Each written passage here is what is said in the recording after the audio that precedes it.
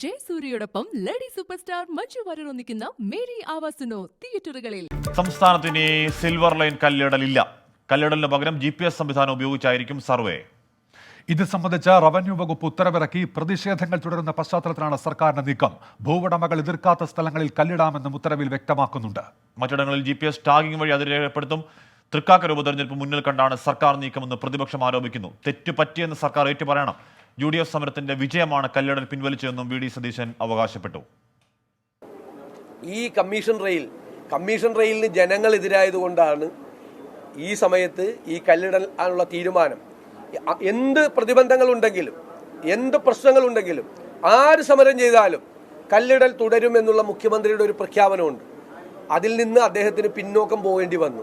ഈ കല്ലിട്ട് ചുളുവിൽ ആരും അറിയാതെ ഈ ഭൂമി ഏറ്റെടുത്ത് ഭൂമി പണയം വെച്ച് ജൈക്കയിൽ നിന്ന് ലോൺ മേടിക്കാനുള്ള പരിപാടിയായിരുന്നു സർക്കാർ ചെയ്തത്. ആ കുതന്ത്രമാണ് ഇവിടെ പൊളിഞ്ഞത്. കേന്ദ്രമന്ത്രി വി മുരളീധരൻ ഇപ്പോൾ സിൽവർ ലൈൻ കല്ലിടലുമായി ബന്ധപ്പെട്ട് പ്രതികരിക്കുന്നു. തത്സമയ സംപ്രേഷണം. ബോധ്യമായതുകൊണ്ട് കൂടിയാണ് ഇപ്പോൾ ഈ തീരുമാനം എടുത്തിട്ടുള്ളത്. ഇത്രയും കാലം പൗരപ്രമുഖരെ മാത്രം കണ്ട് അവരുമായിട്ട് ആശയവിനിമയം നടത്തിയിരുന്ന മുഖ്യമന്ത്രി തെരഞ്ഞെടുപ്പ് കാലത്ത് ജനങ്ങളിലേക്ക് നേരിട്ടിറങ്ങുന്ന ഒരു ഘട്ടമുണ്ടായപ്പോഴാണ് ജനങ്ങളുടെ എതിർപ്പിൻ്റെ സർക്കാരിനും മുഖ്യമന്ത്രിയായത്. അതുകൊണ്ട് തന്നെയാണ് ഇപ്പോൾ ഈ തീരുമാനം എടുക്കാനുള്ള കാരണവും. പക്ഷേ ഇത് എത്രയോ കാലം മുൻപേ ഈ പദ്ധതിയെക്കുറിച്ച് പഠിച്ചിട്ടുള്ള മുഴുവൻ ആളുകളും ആവശ്യപ്പെട്ടിരുന്നതാണ്. സാമൂഹ്യ ആഘാത പഠനം നടത്താൻ കല്ലിടൽ നടത്തേണ്ട ആവശ്യമില്ല. സാമൂഹ്യ ആഘാത പഠനം നടത്തിയതിന് ശേഷം മാത്രമേ പദ്ധതിയുടെ മറ്റു പ്രവർത്തനങ്ങളെക്കുറിച്ച് ആലോചിക്കാവൂ. പക്ഷേ എന്തൊരു ധാർഷ്ട്യമായിരുന്നു ശ്രീമാൻ പിണറായി വിജയനും ബാക്കി മന്ത്രിമാർക്കുമൊക്കെ. കേരളത്തിലെ ജനങ്ങളെ മുഴുവൻ തന്നെ അടിച്ചമർത്തിക്കൊണ്ട് അവരുടെ മുഴുവൻ മുകളിൽ മെക്കിട്ട് കയറി ജനങ്ങളെ വലിച്ചിഴച്ച് കേരളത്തിലുടനീളം ജനങ്ങളുമായി സംഘർഷത്തിലേർപ്പെട്ടുകൊണ്ടാണ് ഈ കല്ലിടൽ നടത്താൻ ഇത്രയും കാലം ശ്രമിച്ചത്. അതുകൊണ്ട് ഈ നിർത്തിവെച്ചു എന്ന് പറഞ്ഞ് സർവേ നിർത്തിവെച്ചു എന്ന് പറഞ്ഞ് ഉത്തരവിറക്കി അങ്ങ് സ്ഥലം വിട്ടാൽ പോരാ. ഭാരതീയ ജനതാ പാർട്ടിയുടെ പ്രവർത്തകരടക്കം കേരളത്തിലെ ജനങ്ങളോടൊപ്പം ഒരുമിച്ച് നിന്ന് ഈ സമരത്തിൽ പങ്കാളികളായിട്ടുള്ള നൂറുകണക്കിന് ആളുകൾക്ക് ഈ പോലീസിൻ്റെയും CPMൻ്റെ ഗുണ്ടകളുടെയും അക്രമത്തിൽ പരിക്ക് പറ്റിയ ആളുകളുണ്ട്. അവർക്ക് എതിരായിട്ടുള്ള കേസുകൾ പിൻവലിക്കണം. അതിക്രമത്തിൽ പരിക്ക് പറ്റിയ ആളുകൾക്ക് നഷ്ടപരിഹാരം നൽകണം. അതുകൊണ്ട് ഈ വലിയൊരു വിജയം, ഈ വിജയത്തിൽ ജനങ്ങളോടൊപ്പം നിന്ന BJPയുടെ പ്രവർത്തകരടക്കമുള്ള മുഴുവൻ ആളുകളെയും അഭിനന്ദിക്കുന്നു.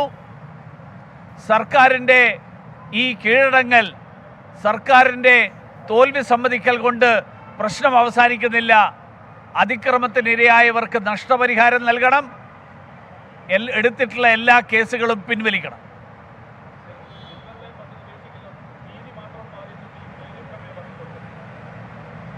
എല്ലാ പരാജയങ്ങളുടെയും ആദ്യഘട്ടം ഇങ്ങനെ പറയുള്ളൂ.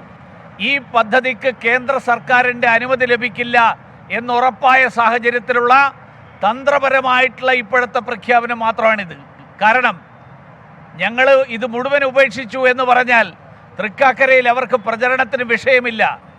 വികസനവാദികളും വികസന വിരുദ്ധരുമായിട്ട് വ്യാഖ്യാനിച്ചുകൊണ്ട് നടന്ന തെരഞ്ഞെടുപ്പിൻ്റെ ഇടയ്ക്ക് വെച്ച് ആ തെരഞ്ഞെടുപ്പിലെ സുപ്രധാന വിഷയത്തിൽ നിന്ന് വലിയൊരു പിന്മാറ്റം നടത്തേണ്ടി വന്നിരിക്കുന്നു എന്നുള്ളത് തന്നെ ഈ തെരഞ്ഞെടുപ്പിൽ CPM വലിയ തിരിച്ചടി പ്രതീക്ഷിക്കുന്നു എന്നുള്ളതിൻ്റെ വ്യക്തമായിട്ടുള്ള സൂചനയാണ്. അതുകൊണ്ട് ഈ തെരഞ്ഞെടുപ്പിൽ CPM പരാജയപ്പെടും. ഈ പദ്ധതിക്ക് കേന്ദ്ര സർക്കാരിൻ്റെ അനുമതിയില്ലാതെ ഈ പദ്ധതി നടപ്പിലാക്കാൻ കഴിയില്ല. ഈ പദ്ധതി പൂർണ്ണമായും ഉപേക്ഷിക്കുന്ന ദിവസം അധികം വൈകാതെ നിങ്ങൾ നേരിട്ട് കാണും.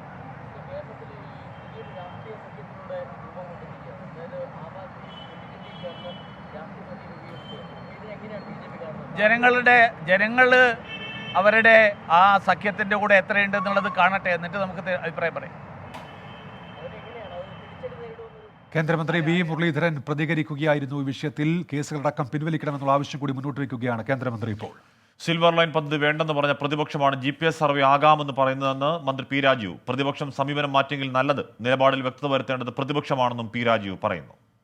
പദ്ധതി ആയിക്കോട്ടെ, ഈ സർവേ ആകാം എന്ന് പറയുമ്പോൾ അതിനർത്ഥം എന്താ? പദ്ധതി അവർ എതിർക്കുന്നില്ല എന്നുള്ളതല്ലേ? അവർ പറഞ്ഞിട്ടുണ്ടെങ്കിൽ ഞാൻ കണ്ടില്ല, നിങ്ങൾ പറഞ്ഞതിൻ്റെ അടിസ്ഥാനത്തിൽ മാത്രമാണ് സൂചിപ്പിക്കുന്നത്. അല്ല, അവർ കേരളയിൽ വേണ്ടാന്നായിരുന്നല്ലോ പറഞ്ഞത്. അപ്പോൾ ഇത് കുഴപ്പമില്ല എന്നാണെങ്കിൽ ഞങ്ങളെന്താ പറഞ്ഞത്? സാമൂഹിക ആഘാത പഠനം നടക്കട്ടെ, നിങ്ങൾ അതിനോട് യോജിക്കുക, ക്രിയാത്മകമായ നിലപാട് സ്വീകരിക്കുക.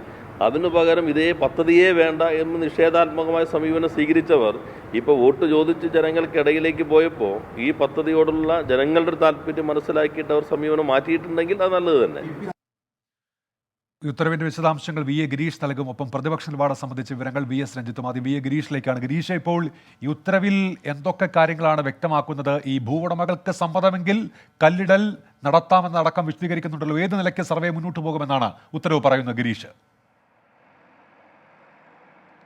ഉന്മേഷ്, സിൽവർ ലൈൻ പദ്ധതിയുമായി ബന്ധപ്പെട്ട സാമൂഹിക ആഘാത പഠനത്തിൽ ഒരു നിർണായക തീരുമാനമാണ് ഇന്ന് റവന്യൂ വകുപ്പ് ഉത്തരവിലൂടെ പുറത്തിറക്കിയിരിക്കുന്നത്. റവന്യൂ വകുപ്പ് അഡീഷണൽ ചീഫ് സെക്രട്ടറിക്ക് വേണ്ടി additional secretary Abdul Nisar IAS ആണ് ഇത്തരത്തിലൊരു ഉത്തരവ് പുറത്തിറക്കിയത്. ഇതിൽ പറയുന്നത് ഇനി മുതൽ സാമൂഹിക ആഘാത പഠനത്തിന് വേണ്ടി ഇത്തരത്തിൽ അതിരടയാള കല്ലുകൾ സ്ഥാപിക്കേണ്ടതില്ല, അല്ലെങ്കിൽ ഈ മഞ്ഞക്കുറ്റികൾ സ്ഥാപിക്കേണ്ടതില്ല എന്ന് തന്നെയാണ്. പകരം ജിയോ ടാഗ് സംവിധാനത്തിലൂടെ, GPS സംവിധാനത്തിലൂടെ, അതുമല്ലെങ്കിൽ മൊബൈൽ ആപ്പിലൂടെ, അല്ലെങ്കിൽ അതുമായി ബന്ധപ്പെട്ട സോഫ്റ്റ്വെയറിലൂടെ ഇനി ഈ സാമൂഹിക ആഘാത പഠനം നടത്തിയാൽ മതി എന്ന വ്യക്തമായ നിർദ്ദേശം ലാൻഡ് റവന്യൂ കമ്മീഷണർക്കും അതോടൊപ്പം തന്നെ എല്ലാ ജില്ലാ കളക്ടർമാർക്കും ഇപ്പോൾ റവന്യൂ വകുപ്പ് നൽകിയിരിക്കുന്നു. നേരത്തെ തന്നെ ഈ സാമൂഹിക ആഘാത പഠനത്തിന് അതിരടയാള കല്ലുകൾ സ്ഥാപിക്കാനുള്ള ചുമതല റവന്യൂ ഉദ്യോഗസ്ഥർക്കാണ് നൽകിയത്. അത് ഓരോ ജില്ലാ കളക്ടർമാരും അതാത് പ്രദേശത്തെ തഹസീൽദാർമാരുടെ കീഴിൽ ഒരു പ്രത്യേക സംഘത്തെ നിയോഗിച്ചുകൊണ്ട് ഇത്തരം അതിരടയാള കല്ലുകൾ സ്ഥാപിക്കുക എന്ന ഒരു ലക്ഷ്യത്തിലേക്കാണ്, അല്ലെങ്കിൽ ഇതുമായി ബന്ധപ്പെട്ട നടപടികളാണ് പൂർത്തിയാക്കിയിരുന്നത്. ഈ ജില്ലാ കളക്ടർമാർക്ക് തന്നെയാണ് ഇപ്പോൾ നിർദ്ദേശം നൽകിയിരിക്കുന്നത്. ഇനി മുതൽ അതിരടയാള കല്ലുകൾ എങ്ങും സ്ഥാപിക്കേണ്ടതില്ല, പകരം ജിയോ ടാഗ് സംവിധാനത്തിലൂടെ, GPS സംവിധാനത്തിലൂടെ മാത്രം സർവേ നടത്തിയാൽ മതി എന്നുള്ളതായിരുന്നു. ഇത് കേരളയിൽ മുന്നോട്ട് വെച്ച, കേരളയിൽ സർക്കാരിന് നൽകിയ ഒരു കത്തിൻ്റെ അടിസ്ഥാനത്തിലാണ് ഇത്തരത്തിലൊരു തീരുമാനമുണ്ടായിരിക്കുന്നത്. കേരളയിൽ MD നൽകിയ കത്തിൽ പറഞ്ഞിരിക്കുന്നത് വലിയ തരത്തിലുള്ള പ്രതിഷേധങ്ങൾ സംസ്ഥാനത്ത് ഈ അതിരടയാള കല്ലുകൾ സ്ഥാപിക്കുന്നതുമായി ബന്ധപ്പെട്ട് ഉണ്ടാകുന്നു. അതിൻ്റെ അടിസ്ഥാനത്തിൽ രണ്ട് തരത്തിലുള്ള സർവേ നടപടികൾ നടത്താം എന്നുള്ളതായിരുന്നു. ഒന്ന്, ഉടമസ്ഥന്റെ അനുമതിയോടുകൂടി ആ ഭൂമിയിൽ അതിരടയാള കല്ലുകൾ സ്ഥാപിക്കുക. മറ്റ് എതിർപ്പുള്ളിടത്ത് ജിയോ ടാഗ് സംവിധാനത്തിലൂടെ, GPS സംവിധാനത്തിലൂടെ സർവേ നടത്തുക എന്നുള്ളൊരു നിർദ്ദേശമാണ് ഈ കേരളയിൽ MD മുന്നോട്ട് വെച്ചത്. എന്നാൽ ഇത് പരിശോധിച്ച സർക്കാർ ഈ പ്രപ്പോസലിന് അംഗീകാരം നൽകിയില്ല. മറിച്ച് ഒരിടത്തും ഇനി അതിരടയാള കല്ലുകൾ സ്ഥാപിക്കേണ്ടതില്ല എന്ന ഒരു നിർദ്ദേശത്തിലേക്ക് സർക്കാർ എത്തുകയായിരുന്നു. പ്രത്യേകിച്ചും തൃക്കാക്കര ഉപതെരഞ്ഞെടുപ്പ് കൂടി നടക്കുന്ന ഒരു സാഹചര്യത്തിൽ നമുക്കറിയാം, നേരത്തെ തന്നെ വലിയ തരത്തിലുള്ള സംസ്ഥാനത്തെ വലിയ തരത്തിലുള്ള പ്രതിഷേധങ്ങൾക്കും അതോടൊപ്പം തന്നെ സംഘർഷങ്ങൾക്കുമൊക്കെ ഈ അതിരടയാള കല്ലുകൾ സ്ഥാപിക്കുന്നത് ഒരു ഘടകമായി മാറിയിരുന്നു, അല്ലെങ്കിൽ ഒരു കാരണമായി മാറിയിരുന്നു. അതുകൊണ്ട് തന്നെ സർക്കാർ ഇക്കാര്യത്തിൽ ഒരു പുനർചിന്തനത്തിന് വിധേയമായിരിക്കുന്നു. സർക്കാർ ഇക്കാര്യത്തിൽ ഒരു വിലയിരുത്തൽ നടത്തിയിരിക്കുന്നു. അതുകൊണ്ട് തന്നെ ഇനി സംസ്ഥാനത്ത് അതിരടയാള കല്ലുകൾ സ്ഥാപിച്ചുകൊണ്ടുള്ള സാമൂഹിക ആഘാത പഠനം നടത്തേണ്ടതില്ല എന്ന് തന്നെയാണ് സർക്കാർ ഈ ഉത്തരവിലൂടെ വ്യക്തമാക്കുന്നത്. പകരം ജിയോ ടാഗ് സംവിധാനം, അതോടൊപ്പം തന്നെ GPS സംവിധാനത്തിലൂടെ ഇത്തരത്തിൽ സർവേ നടത്തിയാൽ മാത്രം മതി എന്ന നിർദ്ദേശവും ഇപ്പോൾ ജില്ലാ കളക്ടർമാർക്കും അതോടൊപ്പം തന്നെ ലാൻഡ് റവന്യൂ കമ്മീഷണർക്കും ഇപ്പോൾ റവന്യൂ വകുപ്പ് നൽകിയിരിക്കുന്നു എന്നുള്ളതാണ്. മാത്രമല്ല, ഈ ഉത്തരവിൽ ഒരു കാര്യം എടുത്തു പറയുന്നുണ്ട്. ഇത്തരത്തിൽ സർവേ നടത്തുന്നതിനും സാമൂഹിക ആഘാത പഠനം നടത്തുന്നതിനും ഇതിനുവേണ്ടി ഉദ്യോഗസ്ഥരെ നിയോഗിച്ചതുമൊക്കെ ഈ പദ്ധതിയുമായി ബന്ധപ്പെട്ട പ്രാരംഭ നടപടികൾ മാത്രമാണ്. റെയിൽവേ ബോർഡിന്റെ അംഗീകാരം ലഭിച്ചതിന് ശേഷം മാത്രമേ ഭൂമി ഏറ്റെടുക്കുന്നതുമായി ബന്ധപ്പെട്ടുള്ള അന്തിമ സർക്കാർ ഉത്തരവ് പുറത്തിറങ്ങിയുള്ളൂ. ഇതിനുശേഷം മാത്രമേ ഭൂമി ഏറ്റെടുക്കൽ നടപടികൾ തുടങ്ങുകയുള്ളൂ എന്നും ഈ ഉത്തരവിൽ സർക്കാർ പല ഘട്ടങ്ങളിലായി വിശദീകരിക്കുന്നുണ്ട്. സർക്കാർ ഈ ഭൂമി ഏറ്റെടുക്കൽ നിയമം അല്ലെങ്കിൽ പുനരധിവാസം സംബന്ധിച്ച നിയമങ്ങളിലെ ചട്ടങ്ങൾ ചൂണ്ടിക്കാണിച്ചുകൊണ്ടാണ് സർക്കാർ ഈ ഉത്തരവ് ഇപ്പോൾ പുറത്തിറക്കിയിരിക്കുന്നത്. ഉന്മേഷ്, എന്തായാലും ഈ ജനങ്ങളുടെ പ്രതിഷേധം കണക്കിലെടുത്ത് ഒരു തീരുമാനം, ഒരു പിന്മാറ്റം എന്ന് ഉത്തരവിൽ നേരിട്ട് എഴുതി വെക്കൽ എത്രത്തോളം സാധാരണമാണ് എന്ന് എനിക്കറിയില്ല. പക്ഷേ VS രഞ്ജിത്ത്, എന്തായാലും അത് പ്രതിപക്ഷത്തിന്റെ നിലപാട് വിജയമാണെന്ന് പ്രഖ്യാപിക്കുന്നു VD സതീശൻ. VS രഞ്ജിത്ത് തുടരുന്നു. രഞ്ജിത്ത്, ഒരു തെരഞ്ഞെടുപ്പിനൊത്ത മധ്യത്തിൽ അത്തരത്തിൽ ജനങ്ങളുടെ പ്രതിഷേധം കണക്കിലെടുത്ത് പിന്മാറ്റം എന്ന ഉത്തരവ് ഇറങ്ങാനുള്ള സാഹചര്യം എന്താകാം? അത് തൃക്കാക്കരയിൽ പ്രതിഫലിക്കുന്നത് എങ്ങനെയാകാം? ഹഷ്മി, തൃക്കാക്കര ഉപതെരഞ്ഞെടുപ്പിന്റെ പ്രചാരണ പരിപാടികൾ തുടങ്ങിയ ഘട്ടത്തിൽ തന്നെ UDF ഉന്നയിക്കുന്ന ഏറ്റവും പ്രധാനപ്പെട്ട വിഷയമാണ് കേരളയുമായി സർക്കാർ മുന്നോട്ടെങ്കിൽ എന്തുകൊണ്ട് കല്ലിടൽ നിർത്തിവെച്ചു. അതായത് ഇത്തരത്തിൽ റവന്യൂ വകുപ്പിന്റെ ഉത്തരവ് ഇറങ്ങുന്നതിന് മുൻപ് തന്നെ അനൗദ്യോഗികമായി കേരളയിലെ കല്ലിടൽ നിർത്തിവെച്ചതാണ് എന്ന മട്ടിൽ പ്രതിപക്ഷത്തിന്റെ ആരോപണങ്ങൾ നേരത്തെ ഉണ്ടായിരുന്നു. ആ ആരോപണം കടുപ്പിക്കാനും തൃക്കാക്കരയിൽ രാഷ്ട്രീയ പ്രത്യാരോപണങ്ങൾക്ക് ഒക്കെ ഒരു വകവെക്കുന്ന രീതിയിലാണ് ഇപ്പോൾ ഒരു ഉത്തരവ് ഇറങ്ങിയിരിക്കുന്നത്. ഇന്ന് ഈ ഉത്തരവ് ഇറങ്ങിയ ഉടൻ തന്നെ പ്രതിപക്ഷ നേതാവും KPC പ്രസിഡന്റും രണ്ടുപേരും ഒരേ സ്ഥലത്തിലാണ് പ്രതികരിച്ചത്. അവർ പറഞ്ഞ ഒരേ കാര്യങ്ങളാണ് രണ്ടുപേരും പറഞ്ഞിട്ടുള്ളത്. ഒന്ന്, പ്രതിപക്ഷത്തിന്റെ സമരത്തിന്റെ വിജയമാണ്, ആ സമരത്തിന്റെ ആദ്യഘട്ട വിജയമായി ഇതിനെ കണക്കാക്കാൻ സാധിക്കും. രണ്ട്, ഈ കല്ലിടലുമായി മുന്നോട്ട് പോകും എന്ന് പറഞ്ഞു ജനങ്ങളുടെ പ്രതിഷേധത്തെ മുഴുവൻ പരിഹസിച്ച സർക്കാരിനുള്ള തിരിച്ചടിയാണ് എന്നും അവർ പറയുന്നു. അതോടൊപ്പം തന്നെ അവരെടുത്തു പറയുന്നത് ഇത്തരത്തിൽ കല്ലിടാൻ വേണ്ടി വന്ന സമയത്ത് ജനങ്ങൾക്കെതിരെ വലിയ രീതിയിൽ പോലീസിനെ വിട്ട് അടിച്ചൊതുക്കുന്ന രീതി ഉണ്ടായി. പോലീസ് കേസെടുത്തു. ആ കേസുകൾ മുഴുവൻ പിൻവലിക്കണം, അവരിൽ നിന്ന് ഈടാക്കിയ പിഴ തിരിച്ചു നൽകണം. ഇത്തരത്തിൽ സർക്കാരിനെതിരെ പ്രതിപക്ഷം നടത്തിയ ഒരു സമരത്തിന്റെ വിജയമായിട്ടും സർക്കാരിന്റെ പിന്നാക്കം പോക്കുമായിട്ടാണ് പ്രതിപക്ഷം കണക്കാക്കുന്നത്. പക്ഷേ മന്ത്രി P. രാജീവ് പറഞ്ഞു കഴിഞ്ഞു, ഞങ്ങൾ പിന്നോട്ടൊന്നും പോകുന്നില്ല, സർവേ നടപടികൾ നേരിട്ട് നടത്താതെ GPS നടത്തുന്നു എന്ന രീതിയിലാണ് സർക്കാരിന്റെ മറുപടി വരുന്നത്. എന്നാൽ പ്രതിപക്ഷം ഇതിനെ കണക്കാക്കുന്നത് സമര വിജയമായിട്ടും അതോടൊപ്പം തന്നെ ഈ സമരത്തിന്റെ ഭാഗമായി സർക്കാർ പിന്നോട്ട് പോയി എന്നുള്ളതാണ്. പക്ഷേ അവർ ഒരു കാര്യം ഇത് രാഷ്ട്രീയ തീരുമാനമാണെന്നാൽ സംശയമില്ല. ഇത് റവന്യൂ മാത്രം എടുക്കുന്നതല്ല, അതൊരു പൊളിറ്റിക്കൽ തീരുമാനം തന്നെയാണ്. അത് ഈ തൃക്കാക്കര ഉപതെരഞ്ഞെടുപ്പിന്റെ പടിവാതിക്കൽ അല്ലെങ്കിൽ അതിന്റെ ഒത്ത മധ്യത്തിൽ അതിന്റെ പ്രചരണം അവിടെ മൂർധന്യത്തിലെത്തുമ്പോൾ പ്രതിപക്ഷത്തിന് അങ്ങനെ ഒരു ആയുധം കൊടുക്കുന്നത് എന്തുകൊണ്ടാണ് എന്നാണ് സംശയം. രഞ്ജിത്ത്,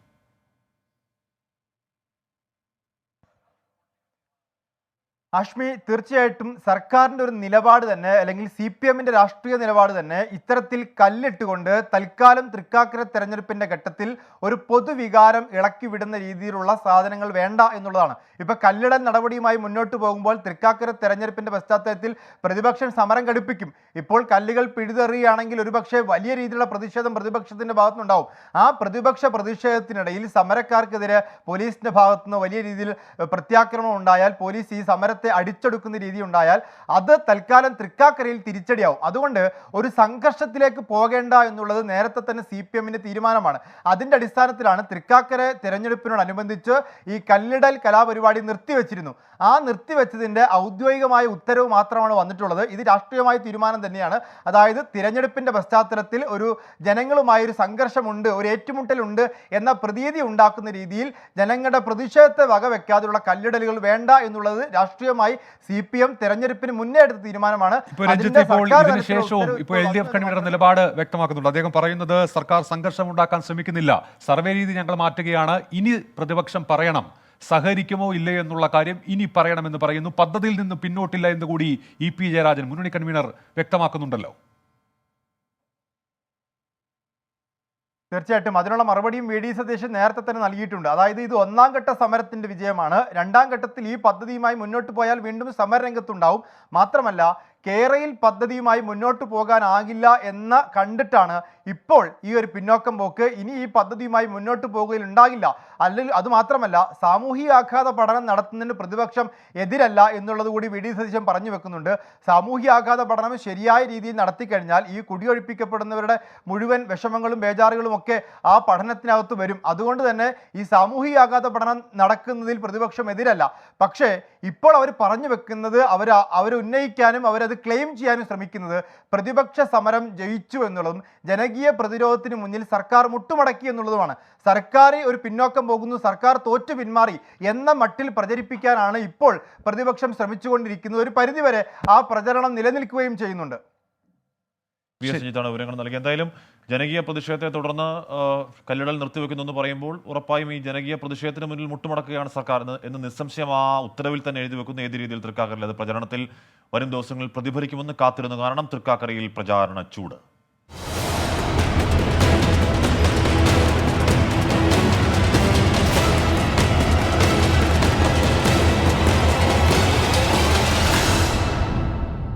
തൃക്കാക്കരയിൽ 2020 പിന്തുണ തേടി 3 മുന്നണികളും. തൃക്കാക്കരയിൽ 2020 ഉൾപ്പെടെ എല്ലാവരുടെയും പിന്തുണ പ്രതീക്ഷിക്കുന്നുവെന്ന് LDF കൺവീനർ EP ജയരാജൻ. വികസനത്തെ എതിർക്കുന്നവർക്ക് ഇടതുപക്ഷത്തിനൊപ്പം നിൽക്കാം. ക്ഷമിക്കണം, വികസനത്തെ പിന്തുണയ്ക്കുന്നവർക്ക് ഇടതുപക്ഷത്തിനൊപ്പം നിൽക്കാം, ആരുടെ വോട്ടും വേണ്ടെന്ന് പറയില്ലെന്നും ഇ പി ജയരാജൻ വ്യക്തമാക്കി. ആം ആദ്മി സഖ്യത്തിന്റെ നിലപാടുകൾ ഇടതുപക്ഷ നിലപാടുകളോടാണ് ചേർന്ന് നിൽക്കുന്നതെന്ന് മുൻ MLA എം സ്വരാജും പ്രതികരിച്ചു. അത് ഓരോരുത്തർക്കും അവരവരുടെ കാര്യങ്ങൾ വെച്ചുകൊണ്ട് രാഷ്ട്രീയ നിഗമനത്തിൽ ചെന്നെത്തുന്നുണ്ട്. അതിനെ ഞങ്ങൾക്കിപ്പോൾ അതിനെ നിഷേധിക്കേണ്ട കാര്യമില്ല, അനുകൂലിക്കേണ്ട കാര്യമില്ല. ഓരോരുത്തർക്കും ഇപ്പോൾ എത്ര പാർട്ടികളുണ്ട് കേരളത്തിൽ, അതുപോലെ ചില മുന്നണികൾ ഉണ്ടാകും. അല്ല, അവരവരുടെ നിലപാട് പറയട്ടെ. ഞങ്ങൾക്ക് ഓരോ വോട്ടും ഞങ്ങൾ ജനപിന്തുണയായി കണക്കാക്കുന്നവരാണ്. ഏതൊരാളും ഞങ്ങൾക്ക് നൽകുന്ന പിന്തുണ ജനപിന്തുണയാണ്. ഞങ്ങൾ ആ ജനപിന്തുണയൊന്നും ഞങ്ങൾ ആരുടേതും തള്ളിക്കളയാറില്ല. അത് ജനങ്ങളുടെ പിന്തുണയാണ്, ഞങ്ങളുടെ നയത്തോടുള്ള അംഗീകാരമാണ്.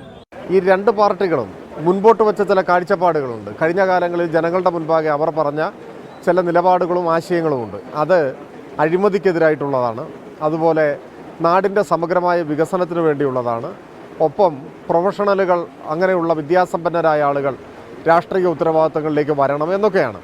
ആ നിലപാടുകളെല്ലാം ഉയർത്തിപ്പിടിക്കുമ്പോൾ അവർക്ക് ഇടതുപക്ഷത്തോടെ യോജിക്കാനാവും. ആ നിലപാടാണ് അവരിപ്പോഴും ഉയർത്തിപ്പിടിക്കുന്നതെങ്കിൽ അവർക്ക് യോജിക്കാനാവുന്ന മുന്നണി ഇടതുപക്ഷമാണ്.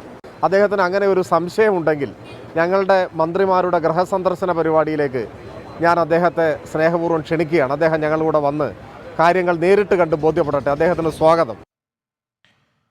ആം ആദ്മി പാർട്ടിയുടെയും 2020യുടെയും പിന്തുണ തേടി KPCC അധ്യക്ഷൻ കെ സുധാകരൻ. രണ്ട് പാർട്ടികൾക്കും ഒരു കാലത്തും യോജിക്കാനാവാത്ത പ്രസ്ഥാനമാണ് CPM. ആപ് 2020 സഖ്യത്തിന് പിന്തുണ നൽകാനാവുന്ന ഏറ്റവും വലിയ പ്രസ്ഥാനമാണ് കോൺഗ്രസ് എന്നും കെ സുധാകരൻ പറയുന്നു. സ്വാഭാവികമായും ഒരു കാരണവശാലും യോജിക്കാൻ സാധിക്കാത്ത ഒരു രാഷ്ട്രീയ പ്രസ്ഥാനമാണ് അവരെ സംബന്ധിച്ചിടത്തോളം ഇടതുപക്ഷം. അത് തർക്കമറ്റ സംഗതിയാണ്. ഞങ്ങൾ അവരെ വോട്ട് സ്വാഗതം ചെയ്യണം. ആം ആദ്മി പാർട്ടിയുടെയും 2020യുടെയും വോട്ടുകൾ ഞങ്ങൾ ജനാധിപത്യ ഒരു മതേതര രാഷ്ട്രീയ പ്രസ്ഥാനം എന്ന നിലക്കും വികസനത്തിന് വേണ്ടി കഴിഞ്ഞ കാലങ്ങളിൽ രാഷ്ട്രീയ പ്രവർത്തനം പരമാവധി വിനിയോഗിച്ച ഒരു രാഷ്ട്രീയ പാർട്ടി എന്ന നിലക്കും ഞങ്ങൾ അവരുടെ പിന്തുണ തേടുകയാണ്. അവർക്ക് വോട്ട് ചെയ്യാൻ സാധിക്കുന്ന ഏറ്റവും നല്ല സ്ഥാനാർത്ഥിയും ഏറ്റവും നല്ല മുന്നണിയും UDFും അതുപോലെ തന്നെ ഉമ്മ തോമസുമാണ് എന്നുള്ള കാര്യത്തിൽ ഒരു തർക്കവുമില്ല. ആം ആദ്മി 2020 സഖ്യപ്രഖ്യാപനത്തിൽ പ്രതികരണവുമായി കേന്ദ്രമന്ത്രി വി മുരളീധരൻ. അരവിന്ദ് കെജ്രിവാളിന് കേരളത്തിലെ സാഹചര്യം അറിയില്ലെന്നും ആദ്യം മത്സരിച്ച് ജയിക്കട്ടെ എന്നും വി മുരളീധരൻ പറഞ്ഞു. എനിക്ക് തോന്നുന്നു ശ്രീ കേജ്രിവാൾ കേരളത്തിലെ സാഹചര്യങ്ങൾ മനസ്സിലാക്കാതെയാണ് അദ്ദേഹം പറഞ്ഞത്. അദ്ദേഹം അഴിമതി ഉണ്ടോ എന്നൊക്കെ ജനങ്ങളോട് ചോദിക്കുക ചെയ്തത്. അദ്ദേഹം ആദ്യം കേരളത്തിലെ സാഹചര്യങ്ങൾ മനസ്സിലാക്കട്ടെ, എന്നിട്ട് നമുക്ക് അതിനെക്കുറിച്ച് അവരൊരു തെരഞ്ഞെടുപ്പിൽ മത്സരിക്കട്ടെ. അത് കഴിഞ്ഞിട്ട് തെരഞ്ഞെടുപ്പിൽ ജനങ്ങൾ എത്രമാത്രം പിന്തുണക്കുന്നു നോക്കിയിട്ട് നമുക്ക് തീരുമാനിക്കാം. അതുകൊണ്ട് തന്നെയാണ് ഞാൻ പറയുന്നത്. അതുകൊണ്ടാണ് ഞാൻ പറയുന്നത് അവരവരുടെ നയങ്ങൾ ആദ്യം തീരുമാനിക്കട്ടെ, എന്നിട്ട് നമുക്ക് ആലോചിക്കാം. തൃക്കാക്കര ഉപതെരഞ്ഞെടുപ്പിൽ ആർക്ക് വോട്ട് ചെയ്യണമെന്നതിൽ നിലപാടുടൻ പ്രഖ്യാപിക്കുമെന്ന് 2020 ചീഫ് കോർഡിനേറ്റർ സാബു ജേക്കബ് പറഞ്ഞു. രണ്ടാം പിണറായി സർക്കാരിന്റെ വിലയിരുത്തലാകും ഉപതെരഞ്ഞെടുപ്പ്. 2020യുടെ വോട്ട് ചോദിക്കും. മുൻപ് 2020ക്കെതിരെ നടത്തിയ ആക്രമണങ്ങളിൽ മാപ്പ് പറയാൻ PV ശ്രീനിജൻ MLA അടക്കമുള്ളവർ തയ്യാറാകണമെന്നും സാബു ജേക്കബ് ആവശ്യപ്പെട്ടു.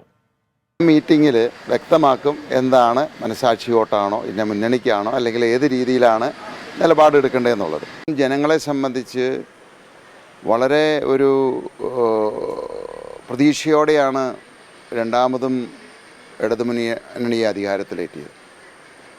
അപ്പോൾ ആ പ്രതീക്ഷകൾക്കനുസരിച്ച് അവർക്ക് വളരാൻ സാധിച്ചോ, അതിനനുസരിച്ച് ജനങ്ങൾക്ക് തിരിച്ചു കൊടുക്കാൻ സാധിച്ചോ, അവരെടുത്ത നിലപാടുകൾ അല്ലെങ്കിൽ വികസന കാഴ്ചപ്പാടുകളെല്ലാം വിലയിരുത്തുന്ന ഒരു തെരഞ്ഞെടുപ്പ് തന്നെയായിരിക്കും. രാഷ്ട്രീയത്തിന്റെ നേരിട്ടുള്ള ഒരു ഇര കൂടിയാണ് 2020. ഒരു പ്രവർത്തകന്റെ ജീവിതം നഷ്ടമായ അതൊക്കെ കണക്കിലെടുക്കുമായിരിക്കും. അല്ല, അതിനൊക്കെ ഇപ്പം ഈ വോട്ട് ചോദിക്കുന്ന അല്ലെങ്കിൽ അതിന് നേതൃത്വം കൊടുത്ത MLA അടക്കം പരസ്യമായിട്ട് ഇങ്ങനെയുള്ള കാര്യങ്ങളൊക്കെ മാപ്പ് പറയട്ടെ. സാബു ജേക്കബിനെ പരിഹസിച്ച ഫേസ്ബുക്ക് പോസ്റ്റ് പിൻവലിച്ച് PV ശ്രീനിജൻ MLA. മാപ്പ് പറയണമെന്ന സാബു ജേക്കബിന്റെ ആവശ്യത്തെ പരിഹസിച്ചായിരുന്നു PV ശ്രീനിജൻ MLAയുടെ ഫേസ്ബുക്ക് പോസ്റ്റ്. കുന്നംകുളം മാപ്പുണ്ടെങ്കിൽ ആരെങ്കിലും തരണമെന്നായിരുന്നു പോസ്റ്റ്. അതേസമയം PV ശ്രീനിജനെ തള്ളി മന്ത്രി P രാജീവ് രംഗത്തെത്തി. അല്ല, പാർട്ടിയുടെ അഭിപ്രായം പാർട്ടി നേതൃത്വമാണല്ലോ എപ്പോഴും പറയുക. ആരെങ്കിലും എന്തെങ്കിലും പറഞ്ഞ് എനിക്കറിയില്ല സംബന്ധിച്ച്. അതിപ്പോൾ കാര്യഗൗരവമായി പ്രശ്നങ്ങൾ കാണുന്നവർക്ക് മനസ്സിലാകും രാഷ്ട്രീയ നിലപാടുകൾ എങ്ങനെയാണ് വരുന്നത്. ഞങ്ങളത് വ്യക്തമാക്കി. അരുൺ രാജും വിനിത വിജയമാണ് വിവരങ്ങളുമായുള്ളത്. ആദ്യം അരുണിലേക്ക്. Arun, PV Sreenijan MLA post ഇടുന്നു, വളരെ പെട്ടെന്ന് തന്നെ പോസ്റ്റ് പിൻവലിക്കുന്നു. എന്താണ് പിൻവലിക്കാനിടയായ സാഹചര്യം? ഇടപെടലുണ്ടായിട്ടാണോ അരുൺ? ഹഷ്മി, ഇടത് നേതാക്കൾ 2020 വോട്ടിനായി വളരെ രീതിയിലുള്ള സമ്മർദ്ദം ചെലുത്തുകയും നിലപാട് പ്രഖ്യാപിക്കുകയും ചെയ്യുന്നതിന് പിന്നാലെയായിരുന്നു PV ശ്രീനിജൻ MLA ഈ 2020 ആവശ്യങ്ങളും അതുപോലെ തന്നെ സാബു ജേക്കബിന്റെ മുന്നോട്ട് വെച്ച മാപ്പ് പറയണമെന്ന നിർദ്ദേശത്തെയും പരസ്യമായി തള്ളുകയും പരിഹസിച്ചുകൊണ്ടും ഒരു ഫേസ്ബുക്ക് പോസ്റ്റ് ഇട്ടത്. കുന്നംകുളം മാപ്പ്, ഒരു കുന്നംകുളം മാപ്പുണ്ടെങ്കിൽ ആരെങ്കിലും തനിക്ക് തരണം, ഒരാൾക്ക് കൊടുക്കാനായിരുന്നു എന്നതായിരുന്നു PV ശ്രീനിജന്റെ ഫേസ്ബുക്ക് പോസ്റ്റ്. പിന്നീട് ഈ CPM-ന്റെ ജില്ലാ നേതൃത്വം വിളിച്ചു ചേർത്ത യോഗത്തിൽ ഇതുമായി ബന്ധപ്പെട്ട ചർച്ചകൾ ഉയരുകയും ഇതിനെ തുടർന്ന് PV ശ്രീനിജനെ നേരിട്ട് വിളിച്ചു പറഞ്ഞ ഈ ഫേസ്ബുക്ക് പോസ്റ്റ് ഡിലീറ്റ് ചെയ്തു എന്നുള്ളതുമാണ് നമുക്ക് ലഭ്യമാകുന്ന വിവരങ്ങൾ. എന്തായാലും ഈ PV ശ്രീനിജന്റെ ഫേസ്ബുക്ക് പോസ്റ്റ് വലിയ രീതിയിലുള്ള ചർച്ചകൾക്ക് ഇടം നൽകിയിരുന്നു. മുന്നണിക്കകത്ത് കൂടാതെ തന്നെ പ്രതിപക്ഷ നേതാക്കന്മാർ അടക്കം ഈ വിഷയം സജീവമായി തന്നെ ഏറ്റെടുക്കുന്ന സാഹചര്യമുണ്ടായി. UDF നേതാക്കൾ 2020 വരാനുള്ള ഏറ്റവും അനുകൂലമായ സാഹചര്യം UDF ആണെന്ന് വരെ പറഞ്ഞു വെക്കുകയും ചെയ്തു. ഇതിൽ അപകടം മണത്ത ഇടതു നേതൃത്വമാണ് ഒടുവിൽ ശ്രീനിജനെ തള്ളുകയും ശ്രീനിജനെ കൊണ്ട് തന്നെ ഈ ഫേസ്ബുക്ക് പോസ്റ്റ് ഡിലീറ്റ് ചെയ്യുകയും ചെയ്തിരിക്കുന്നത്. ഇപ്പോൾ P. രാജീവ് അടക്കമുള്ളവർ ഈ ശ്രീനിജന്റെ പരാമർശത്തെയും ശ്രീനിജന്റെ വാക്കുകളെയും പൂർണ്ണമായും തള്ളുന്നു എന്നുള്ളതാണ് ഏറെ നിർണായകം. കാരണം ഈ തെരഞ്ഞെടുപ്പിൽ വിജയത്തിനപ്പുറം മറ്റൊന്നും തന്നെ CPM അല്ലെങ്കിൽ ഇടതുമുന്നണി ലക്ഷ്യം വെക്കുന്നില്ല. അവിടെ ഇത്തരത്തിലുള്ള ഒരു ഇടപെടലുകൾക്കും അല്ലെങ്കിൽ ഇത്തരത്തിലുള്ള പരാമർശങ്ങൾക്ക് യാതൊരു വിലയും നൽകുന്നില്ല എന്നുള്ളതാണ് ഏറ്റവും പ്രധാനം. ഓരോ വോട്ടുകളും തങ്ങളുടേതാക്കി ഉറപ്പിക്കുന്നതിനാണ് ഇടതു നേതൃത്വം ഇപ്പോൾ ശ്രമം നടത്തിയിരിക്കുന്നത്. അതിന്റെ ഭാഗമായി തന്നെയാണ് ശ്രീനിജനെ പരസ്യമായി തള്ളിക്കൊണ്ട് തന്നെ P. രാജീവ് രംഗത്ത് വരികയും ചെയ്തിരിക്കുന്നത്. എന്തായാലും ഇക്കാര്യത്തിൽ സാബു ജേക്കബ് ഒരു കടുത്ത നിലപാടിലേക്ക് പോകുന്നു. സാബു ജേക്കബ് ഒടുവിൽ പറയുന്നത് ഇത്തരം നിലപാടുകൾ സ്വീകരിക്കുന്നവരുടെ മറുപടി എന്താണെന്ന് കൃത്യമായി തന്നെ തെരഞ്ഞെടുപ്പിൽ പറയുമെന്നുള്ളതാണ്. അരുൺ രാജാണ് വിവരങ്ങൾ നൽകിക്കൊണ്ടിരിക്കുന്നത്. അരുൺ, ഇപ്പോൾ തന്നെ അതൊരു വിഷയമായി തന്നെ നിലനിൽക്കുന്നുണ്ട്. കാരണം ഈ ഓരോ വോട്ടുകളും പ്രധാനപ്പെട്ടതാണ് എന്ന് LDF ക്യാമ്പ് തിരിച്ചറിയുമ്പോൾ തന്നെയാണ് ശ്രീനിജന്റെ ഭാഗത്ത് നിന്ന് ഇത്തരത്തിൽ വിമർശനം ഉണ്ടാകുന്നത്. അപ്പോഴും ഈ 2020 ഔദ്യോഗിക നിലപാട് എപ്പോൾ പ്രതീക്ഷിക്കാം അരുൺ? ഉന്മേഷ്, ഒരുപക്ഷെ ഇന്നോ അല്ലെങ്കിൽ നാളെയോ ഇക്കാര്യത്തിൽ 2020 ഔദ്യോഗിക നിലപാടിലേക്ക് പോകാം. എന്തായാലും ഒരു വലിയ കാത്തിരിപ്പ് ഇക്കാര്യത്തിൽ വേണം എന്ന് നമുക്ക് തോന്നുന്നില്ല. കാരണം ഇന്ന് നിലപാട് പ്രഖ്യാപിച്ചില്ലെങ്കിൽ പോലും ഈ സാബു ജേക്കബിന്റെ വാക്കുകളിൽ കൃത്യം തന്നെ അടിവരയിട്ട് സൂചിപ്പിക്കുന്ന ഒരു കാര്യമുണ്ട്. സർക്കാരിനെതിരെയുള്ള വിധിയെഴുത്താകും ഈ തെരഞ്ഞെടുപ്പ്, അല്ലെങ്കിൽ സർക്കാരിന്റെ നയങ്ങൾക്കെതിരെയുള്ള വിധിയെഴുത്താകും ഈ തെരഞ്ഞെടുപ്പ് എന്ന് അദ്ദേഹം പറയാതെ തന്നെ പറയുകയാണ്. കേരളയിൽ അടക്കമുള്ള വിഷയങ്ങൾ ജനങ്ങൾ ഇത് മനസ്സിലാക്കി വോട്ട് ചെയ്യും എന്നുള്ളതാണ് അദ്ദേഹം ചൂണ്ടിക്കാട്ടുകയും ചെയ്യുന്നത്. ഒടുവിൽ ശ്രീനിജന്റെ പോസ്റ്റ് കൂടി വന്നത് ഈ 2020 നിലപാട് കൂടുതൽ കടുപ്പിക്കുന്നു എന്നുള്ളതാണ്. കാരണം അദ്ദേഹം പറഞ്ഞത് ശ്രീനിജൻ പറയേണ്ട രീതിയിൽ പറഞ്ഞോട്ടെ, പക്ഷേ തങ്ങൾ എന്താണ്, തങ്ങളുടെ ശക്തി എന്താണ് എന്നുള്ളതിന് മറുപടി കൃത്യമായി തന്നെ ഈ തെരഞ്ഞെടുപ്പിൽ തങ്ങൾ നൽകും എന്നുള്ളതാണ്. അതായത് CPM-ന് അല്ലെങ്കിൽ ഇടതുമുന്നണിക്ക് ഇക്കാര്യത്തിൽ ഒരു അനുകൂലമായ നിലപാടിലേക്ക് 2020 പോകില്ല. ഇക്കാര്യത്തിൽ കൃത്യമായ ഒരു നിലപാട് ഇക്കാര്യത്തിൽ സ്വീകരിക്കും. അതിന് അവരുടെ മുമ്പിൽ ഉള്ള നിരവധിയായ വിഷയങ്ങൾ, ഒന്ന് ഈ ദീപുവിന്റെ 2020 പ്രവർത്തകനായ ദീപുവിന്റെ അടക്കം കൊലപാതകത്തിൽ പ്രതിപട്ടികയിലുള്ളത് CPM-ആണ്. CPM നേതൃത്വത്തിന്റെ അറിവോടെയാണ് ഇത് ചെയ്തത് എന്നുള്ള ആരോപണം 2020 ഇപ്പോഴും നിലനിർത്തുന്നു. മറ്റൊന്ന് ഈ സിൽവർ ലൈൻ അടക്കമുള്ള വിഷയങ്ങൾ, അത് ഈ 2020 അടക്കം ഭരിക്കുന്ന പല പഞ്ചായത്തുകളുടെയും ഭാഗത്തൂടെ കടന്നു പോകുന്നു. അവിടെ വലിയ ജനരോക്ഷമുണ്ട്. ഇതെല്ലാം ചൂണ്ടിക്കാട്ടിക്കൊണ്ട് ഈ ഇടതു നേതൃത്വത്തിനെതിരെ അല്ലെങ്കിൽ ഇടതു മുന്നണിക്കെതിരെയുള്ള ഒരു വിധിയെഴുത്താക്കി മാറ്റാനായിരിക്കും 2020 നീക്കം നടത്തുക. ഔദ്യോഗിക പ്രഖ്യാപനം എപ്പോൾ വരും, അതെങ്ങനെയാകും, അത് മനസാക്ഷി വോട്ട് എന്ന് ഇതൊക്കെ പറയുമ്പോൾ മനസാക്ഷി വോട്ട് എന്നുള്ള നിലയ്ക്കാകുമോ തുടങ്ങിയ കാര്യങ്ങളാണ് വ്യക്തത വരേണ്ടത്. വിനിത വിജു കൂടി ചെയ്യുന്നു. വിനിത, മുന്നണികളുടെ സ്ഥാനാർത്ഥി പര്യടനം എങ്ങനെ പുരോഗമിക്കുന്നു? ഈ കേരളയിൽ കല്ലിടൽ നിർത്തിവെക്കാനുള്ള ഉത്തരവ് അവിടെ പ്രചരണ രംഗത്തേക്ക് സജീവമായി വരുന്നുണ്ടോ വിനിത? തീർച്ചയായും അങ്ങനെ തന്നെയാണ് ഹാഷ്മി. രണ്ടാം ഘട്ട പ്രചരണത്തിന്റെ ഏതാണ്ട് അവസാന ഒരു ഘട്ടത്തിലേക്ക് തന്നെയാണ് തെരഞ്ഞെടുപ്പ് പ്രചരണം എത്തിയിരിക്കുന്നത്. ഒരു വാശിയേറിയ തെരഞ്ഞെടുപ്പ് തന്നെ നമുക്ക് പറയാം ഇത്തവണ തൃക്കാക്കരയിൽ നടക്കുക. അതിന്റെ ഒരു അവസാനഘട്ട പ്രചരണവുമായി സ്ഥാനാർത്ഥികളും മണ്ഡലത്തിൽ സജീവമാണ്. ഇപ്പോൾ വാഹനയാത്രയും അതോടൊപ്പം തന്നെ അത്തരത്തിലേക്കുള്ള പ്രകടനവും ഒക്കെയാണ് ജില്ലയിൽ നടക്കുന്നത്. ഇതിൽ ഏറ്റവും എടുത്തു പറയേണ്ടത് മന്ത്രിമാരടക്കം ഇടതുമുന്നണിക്കായി ജില്ലയിൽ ക്യാമ്പ് ചെയ്തുകൊണ്ട് മണ്ഡലത്തിൽ സജീവമായിട്ടുള്ളൊരു പ്രവർത്തനവുമായി മുന്നോട്ട് വരുന്നു എന്നുള്ളത് തന്നെയാണ്. ഇന്ന് EP ജയരാജൻ രാവിലെ LDF കൺവെൻഷനിൽ പങ്കെടുത്തിട്ടുണ്ടായിരുന്നു. ഒപ്പം തന്നെ വികസനത്തിന് ആളുകൾ വോട്ട് ചെയ്യുമെന്നും തൃക്കാക്കരയിലെ ജനങ്ങൾ ഇക്കുറി ഇടതുപക്ഷത്തിനൊപ്പം നിൽക്കുമെന്നും അടക്കമുള്ള കാര്യങ്ങൾ തന്നെയാണ് അദ്ദേഹവും പറയുന്നത്. ഒരു അട്ടിമറിയിലൂടെ ഇടതുമുന്നണി തൃക്കാക്കരയിൽ വിജയം ഉറപ്പിക്കുമെന്നൊരു ശുഭപ്രതീക്ഷയിൽ തന്നെയാണ് ഇടതുപക്ഷമുള്ളത്. മന്ത്രിമാരടക്കം ഇതിന് ചുവട് വെച്ചുകൊണ്ട് മുന്നോട്ട് വരുന്നൊരു സാഹചര്യം തന്നെയാണ് ഉള്ളത്. EP ജയരാജൻ, മന്ത്രി P. രാജീവ് ഉൾപ്പെടെയുള്ളവർ ജില്ലയിൽ സജീവമായി തന്നെ ഇടതുമുന്നണിയുടെ സ്ഥാനാർത്ഥി ജോ ജോസഫിനായി ഈ മണ്ഡലത്തിൽ ഇറങ്ങുന്നുണ്ട്.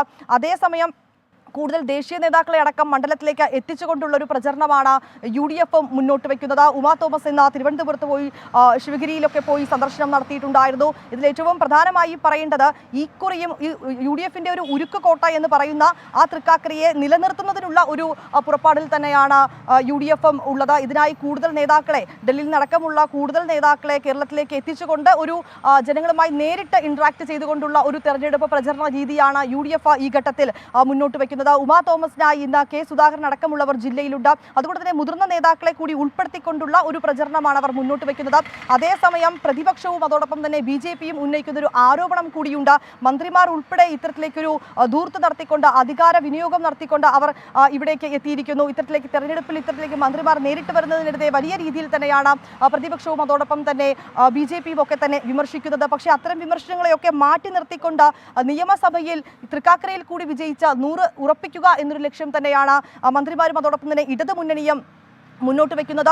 ഒട്ടും പിന്നിലല്ല NDA സ്ഥാനാർത്ഥിയും. NDA സ്ഥാനാർത്ഥിക്കായും കൂടുതൽ നേതാക്കളെ ഉൾപ്പെടെ ജില്ലയിലേക്ക് എത്തിച്ചുകൊണ്ടുള്ള പ്രചരണ പരിപാടി തന്നെയാണ് അവർ ആലോചിക്കുന്നത്. PK കൃഷ്ണദാസ് അടക്കമുള്ളവർ ജില്ലയിലുണ്ട്. ഇത്തരത്തിൽ ശക്തമായിട്ടുള്ളൊരു വോട്ട് പിടിക്കുക എന്നൊരു ലക്ഷ്യം തന്നെയാണ് 3 മുന്നണികൾക്കുമുള്ളത്. സമ്മതിദായകരെ നേരിട്ട് കണ്ടുകൊണ്ട് അവർ ഇപ്പോഴും വോട്ട് ഉറപ്പിക്കുകയാണ്. ഹാഷ്മി, ലുംബിനിയിൽ പ്രധാനമന്ത്രി നരേന്ദ്രമോദി സംസാരിക്കും. അദ്ദേഹത്തിന്റെ വാക്കുകളിലേക്ക്. जन्म लिया हो, वहां की ऊर्जा, वहां की चेतना, ये अलग ही एहसास है. मुझे देखकर भी खुशी हुई कि स्थान के लिए 2014 में मैंने महाबोधि वृक्ष की जो सैपलिंग भेंट की थी, वो अब विकसित होकर एक वृक्ष बन रहा है. साथियों, चाहे पशुपतिनाथ जी हो, मुक्तिनाथ जी हो, चाहे जनकपुर धाम हो, या फिर लुम्बिनी में जब नेपाल आता, नेपाल अपने आध्यात्मिक आशीर्वाद से मुझे कृतार्थ करता है. साथियों, जनकपुर में मैंने कहा था कि नेपाल के बिना हमारे राम भी अधूरे हैं.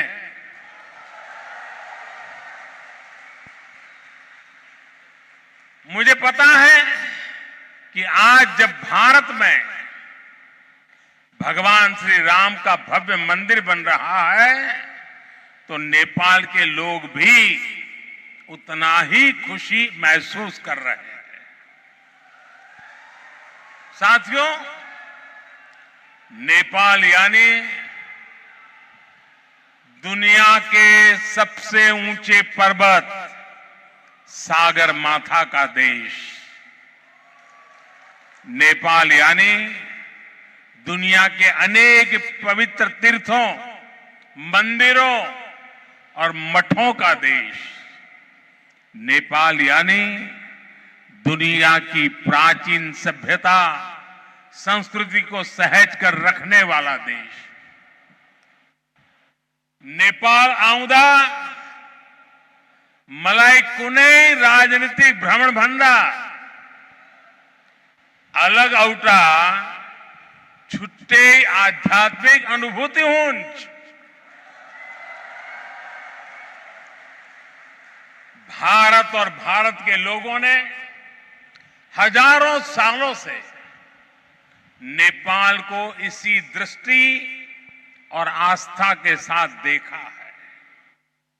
मुझे विश्वास है, अभी कुछ समय पहले जब शेर बहादुर देवबा जी, श्रीमती आरजू देवबा जी भारत गए थे, और जैसा अभी देवबा जी ने वर्णन किया बनारस का, काशी विश्वनाथ धाम की यात्रा की थी, तो उन्हें भी ऐसी ही अनुभूति भारत के लिए भी होना बहुत स्वाभाविक है.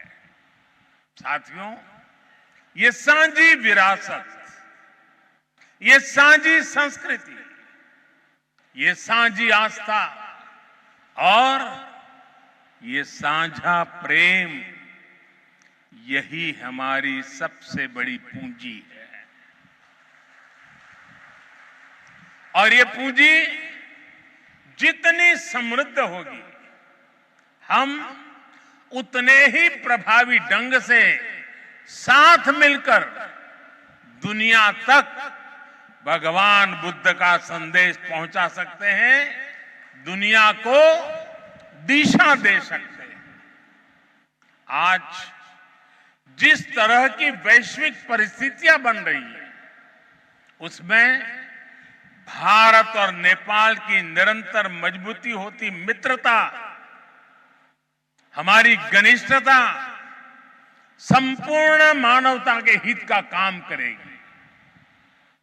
और इसमें भगवान बुद्ध के प्रति हम दोनों ही देशों की आस्था, उनके प्रति असीम श्रद्धा हमें एक सूत्र में जोड़ती है, एक परिवार का सदस्य बनाती है। भाई और बहनों, बुद्ध मानवता के सामूहिक बोध का अवतरण है। ബുദ്ധപൂർണിമ ദിനത്തിൽ ബുദ്ധദിനാഘോഷത്തെ അഭിസംബോധന ചെയ്യുന്നു ലുംബിനിയിൽ പ്രധാനമന്ത്രി നരേന്ദ്രമോദി. ലുംബിനിലെത്താനായത് സൗഭാഗ്യമടക്കമുള്ള കാര്യങ്ങൾ പ്രധാനമന്ത്രി അവിടെ പറയുന്നുണ്ട്. തത്സമയ സംപ്രേഷണമാണ് പ്രേക്ഷകർ കണ്ടത്. സംസ്ഥാനത്ത് ഇന്നത്തെ റെഡ് അലർട്ടുകൾ പിൻവലിച്ചു. ഇന്ന് 7 ജില്ലകളിൽ ഓറഞ്ച് അലർട്ടും 5 ജില്ലകളിൽ യെല്ലോ അലർട്ടും മുന്നറിയിപ്പ് പുതുക്കിയിട്ടുണ്ട്. ഒറ്റപ്പെട്ടിടങ്ങളിൽ അതിശക്തമായ മഴയ്ക്കുള്ള സാധ്യതയാണ് ഇപ്പോൾ പ്രവചിച്ചിരിക്കുന്നത്. താഴ്ന്ന പ്രദേശങ്ങൾ, നദീതീരങ്ങൾ, ഉരുൾപൊട്ടൽ, മണ്ണിടിച്ചിൽ സാധ്യതാ മേഖലകൾ, മലയോര പ്രദേശത്തുള്ളവർ അതീവ ജാഗ്രത പാലിക്കണം. അതിനിടെ കാലവർഷം ആൻഡമാനിലെത്തിയതായി കാലാവസ്ഥാ വകുപ്പ് അറിയിച്ചു. കേരളത്തിൽ വരും ദിവസങ്ങളും ശക്തമായ മഴ തുടരാനാണ് സാധ്യത. വിവരങ്ങളുമായി പ്രതീഷ് MG ചേരുന്നു. ദിലീപ് ദേവസ്വം വടക്കൻ കേരളത്തിലെ വിവരങ്ങളുമായി ആദ്യം പ്രതീഷിലേക്കാണ്. പ്രതീഷ്, അതിതീവ്ര മഴ, ഒരുപക്ഷെ ഒരു ആശങ്കാജനകമാകുന്ന മഴ എന്ന സാഹചര്യത്തിൽ അല്പം അയവുണ്ടെന്ന് തോന്നുന്നു അല്ലേ? ഹാഷ്മി, അതിതീവ്ര മഴയ്ക്ക് ചെറിയ അയവുണ്ട്. എന്നാലും വരും ദിവസങ്ങളിൽ സംസ്ഥാനത്ത് അതിശക്തമായ മഴയ്ക്ക് സാധ്യതയെന്നാണ് ഇപ്പോൾ കാലാവസ്ഥാ നിരീക്ഷണ കേന്ദ്രം അറിയിച്ചിരിക്കുന്നത്. നേരത്തെ തന്നെ സംസ്ഥാനത്ത് കാലവർഷം നേരത്തെ എത്തുമെന്നുള്ള സൂചനയുണ്ടായിരുന്നു. ഇതിന്റെ ഫലമായി ആൻഡമാൻ കടലിലും ഈ തെക്ക് കിഴക്കൻ ബംഗാൾ ഉൾക്കടലിലും കാലവർഷം എത്തിയെന്നുള്ള വിവരമാണ് ഇപ്പോൾ കാലാവസ്ഥാ നിരീക്ഷണ കേന്ദ്രം പറയുന്നത്. ഇതിന്റെ ഫലമായി വരും ദിവസങ്ങളിൽ ശക്തമായ മഴയ്ക്ക് സാധ്യതയുണ്ട് എന്നാണ് അറിയുന്നത്. ഈ ഒരു സാഹചര്യത്തിൽ ഈ മാസം 27 കൂടി കേരളത്തിൽ കാലവർഷം എത്തുമെന്ന സൂചനയാണ് കാലാവസ്ഥാ നിരീക്ഷണ കേന്ദ്രം നൽകുന്നത്. ഇന്ന് പ്രധാനമായും 7 ജില്ലകളിലാണ് ഓറഞ്ച് അലർട്ട് ഉള്ളത്. നേരത്തെ രാവിലെയൊക്കെ 5 ജില്ലകളിൽ റെഡ് അലർട്ട് ആയിരുന്നു. എന്നാൽ ഈ മഴ മുന്നറിയിപ്പിൽ മാറ്റം വന്നിട്ടുണ്ട്. ഇന്ന് വൈകിട്ടോടുകൂടി പുതിയ മുന്നറിയിപ്പുകൾ വരാനും സാധ്യതയുണ്ട്. ഈ നിലവിൽ എറണാകുളം, ഇടുക്കി, തൃശൂർ, മലപ്പുറം, കോഴിക്കോട്, കണ്ണൂർ, കാസർഗോഡ് ജില്ലകളിലാണ് ഇന്ന് ഓറഞ്ച് അലർട്ട് ഉള്ളത്. ഈ പാലക്കാട്, വയനാട് ജില്ലകളിൽ നിലവിൽ മഴ മുന്നറിയിപ്പുകളില്ല. എന്തായാലും വരും ദിവസങ്ങളിൽ ശക്തമായ മഴയ്ക്ക് സാധ്യതയുണ്ട്. ഈ മത്സ്യബന്ധനത്തിനടക്കം നിയന്ത്രണങ്ങൾ ഏർപ്പെടുത്തിയിട്ടുണ്ട്. കാരണം 40 മുതൽ 50 കിലോമീറ്റർ വേഗതയിൽ കാറ്റ് വീശിയടിക്കാൻ സാധ്യതയുണ്ടെന്നാണ് കാലാവസ്ഥാ നിരീക്ഷണ കേന്ദ്രം പറയുന്നത്. അതുകൊണ്ട് തന്നെ മത്സ്യബന്ധനത്തിന് കേരള തീരത്ത് വിലക്കുണ്ട്. മാത്രമല്ല ഈ മലയോര മേഖലകളിലൊക്കെ തന്നെ ഈ രാത്രി യാത്രകൾ പരമാവധി ഒഴിവാക്കണമെന്ന നിർദ്ദേശമാണ് ദുരന്ത നിവാരണ അതോറിറ്റി പറയുന്നത്. ഇത് മുന്നിൽ കണ്ടുകൊണ്ട് തന്നെ ഈ വരും ദിവസങ്ങളിലെ മഴ മുന്നിൽ കണ്ട് നിലവിൽ NDRFന്റെ തന്നെ 5 ടീമുകൾ നിലവിൽ സംസ്ഥാനത്തെ വിവിധ ജില്ലകളിൽ ക്യാമ്പ് ചെയ്യുന്നുണ്ട്. ഈ കാലവർഷം കൂടി എത്തുന്നതോടെ മഴ കനക്കുമെന്ന ഒരു സൂചനയാണ് ലഭിക്കുന്നത്. ഇത്തരത്തിൽ സുരക്ഷാ മുന്നൊരുക്കങ്ങളും അതുപോലെ തന്നെ മഴയെ പ്രതിരോധിക്കാനുള്ള നടപടികളുമായി റവന്യൂ വകുപ്പും അതുപോലെ തന്നെ തദ്ദേശ വകുപ്പും പ്രവർത്തിക്കുന്നുണ്ട്. 24 മണിക്കൂറും പ്രവർത്തിക്കുന്ന കൺട്രോൾ റൂം ഇപ്പോഴും ഉണ്ട്. ഏതെങ്കിലും തരത്തിൽ അത്യാവശ്യ ഘട്ടങ്ങൾ ഉണ്ടായാൽ ക്യാമ്പുകളിലേക്ക് മാറണമെന്ന ഒരു നിർദ്ദേശവും നിലവിൽ അധികൃതർ നൽകുന്നുണ്ട്. എന്തായാലും വരും ദിവസങ്ങളിൽ സംസ്ഥാനത്ത് അതിശക്തമായ മഴയ്ക്ക് സാധ്യതയുണ്ടെന്ന വിവരമാണ് ഇപ്പോൾ പുറത്തു വരുന്നത്. ഹാഷ്മി, ശരി. ദിലീപ് ദേവസ്വം കൂടി ചേരുന്നുണ്ട് ഇപ്പോൾ വടക്കൻ കേരളത്തിൽ നിന്നുള്ള വിവരങ്ങളുമായി. ദിലീപ്, വടക്കൻ കേരളത്തിലെ സ്ഥിതി എന്താണ്? ഏതെങ്കിലും പ്രദേശങ്ങളിൽ ശക്തമായ മഴയുണ്ടോ? വിവരങ്ങൾ എന്തൊക്കെയാണ് ദിലീപ്? ഹാഷ്മി, ഉന്മേഷ്, ഇന്ന് വടക്കൻ കേരളത്തിൽ തെളിഞ്ഞ കാലാവസ്ഥയാണ്. കോഴിക്കോട് ജില്ലയിൽ ഇന്ന് റെഡ് അലർട്ട് പ്രഖ്യാപിച്ചിരുന്നു എങ്കിലും പിന്നീട് അത് പിൻവലിച്ചു. ഓറഞ്ച് അലർട്ടാണ്. ഇന്ന് മലയോര മേഖലകളിലും കഴിഞ്ഞ ദിവസങ്ങളിൽ മലയോര മേഖലകളിലും അതുപോലെ വലിയ തോതിലുള്ള മഴയാണ് ഉണ്ടായിരുന്നത്. വയനാട്ടിലും അതുപോലെ തന്നെ മലപ്പുറത്തിൻ്റെ മേഖലകളിലായിരുന്നു ഏറ്റവും കൂടുതൽ മഴയുണ്ടായിരുന്നത്. കോഴിക്കോട് മലയോര മേഖലയിലും മഴയുണ്ടായി.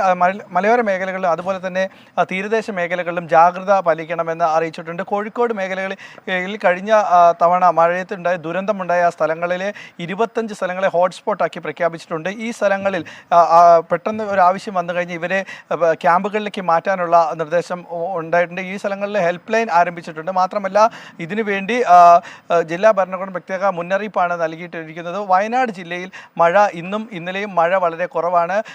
17-ാം തീയതി നാളെ മുതൽ വയനാട് ജില്ലയിലെ കാരാപ്പുഴ ഡാമിൻ്റെ ഷട്ടറുകൾ 5 സെൻറ്റിമീറ്ററുകൾ ഉയർത്തും. കാരാപ്പുഴ മഴ ശക്തമാകുകയാണെങ്കിൽ കാരാപ്പുഴ ഡാമിനോട് ചേർന്ന് തീരത്ത് താമസിക്കുന്നവർക്ക് അവരോട് മാറി താമസിക്കാൻ ആവശ്യപ്പെട്ടിട്ടുണ്ട്. മാത്രമല്ല മലപ്പുറം ജില്ലയിൽ മലയോര മേഖലകളിലുള്ളവരോടും ജാഗ്രതാ നിർദ്ദേശം നൽകിയിട്ടുണ്ട്.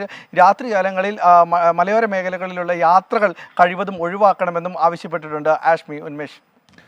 ശരി, ദിലീപ് ദേവസ്യാണ് വിവരങ്ങൾ നൽകിയത്. വടക്കൻ കേരളത്തിൽ പൊതുവിൽ ഇന്ന് തെളിഞ്ഞ കാലാവസ്ഥയാണ്. അപ്പോഴും സംസ്ഥാനത്ത് അതിശക്തമായ മഴയെന്ന കാലാവസ്ഥാ മുന്നറിയിപ്പ് നിലനിൽക്കുകയാണ്. സംസ്ഥാനത്തിന് വായ്പ എടുക്കാൻ താൽക്കാലിക അനുമതി കിട്ടിയതായി ധനമന്ത്രി കെ എൻ ബാലഗോപാൽ. നിലവിൽ 5000 കോടി രൂപ വായ്പ എടുക്കാൻ അനുമതിയുണ്ട്. ഏപ്രിൽ, മെയ്, ജൂൺ മാസത്തെ ശമ്പളം മാനേജ് ചെയ്യാൻ കഴിയും. വായ്പയിൽ കേന്ദ്രത്തിന്റെ ചോദ്യങ്ങൾക്ക് മറുപടി നൽകിയതായി മന്ത്രി ചൂണ്ടിക്കാട്ടി. അതേസമയം ശമ്പള വിതരണത്തിനായി കൂടുതൽ തുക KSRTCക്ക് കൊടുക്കുന്നതിൽ പരിമിതിയുണ്ടെന്നും കെ എൻ ബാലഗോപാൽ കൂട്ടിച്ചേർത്തു. നേരത്തെ ശമ്പളത്തിന് 65 കോടി കൊടുത്തുകൊണ്ടിരുന്നതിൽ അതിൻ്റെ പകുതി 30 കോടി വരെ ഇപ്പോൾ നമ്മൾ ഈ മാസം കൊടുത്തിട്ടുണ്ട്. പക്ഷേ KSRTC അത് തനതായി കണ്ടെത്തി അത് ഡെവലപ്പ് ചെയ്യാൻ വേണ്ടിയുള്ള കാര്യങ്ങൾ ചെയ്യുന്നതെന്ന് ഞാൻ മനസ്സിലാക്കുന്നത്. എന്തായാലും നമുക്ക് ഈ 1000 കോടി എന്നുള്ളതിന് അപ്പുറത്തേക്ക് കൊടുക്കണമെങ്കിൽ അതനുസരിച്ചിട്ട് വേറെ എവിടുന്നേലും മാറ്റേണ്ടി വരും. അതൊക്കെ നമുക്ക് ചർച്ച ചെയ്യണം. ഏതെങ്കിലും ഒരു ഫീൽഡിൽ കൊടുത്തുകൊണ്ടിരിക്കുന്ന പണം എടുക്കേണ്ടി വരുമല്ലോ. ശ്രീകാന്താണ് തിരുവനന്തപുരത്ത് വിവരങ്ങളുമായി ചേരുന്നത്. ശ്രീകാന്ത്, എന്തായാലും വലിയ പ്രതിസന്ധിയിൽ ഒരു താൽക്കാലിക പരിഹാരം.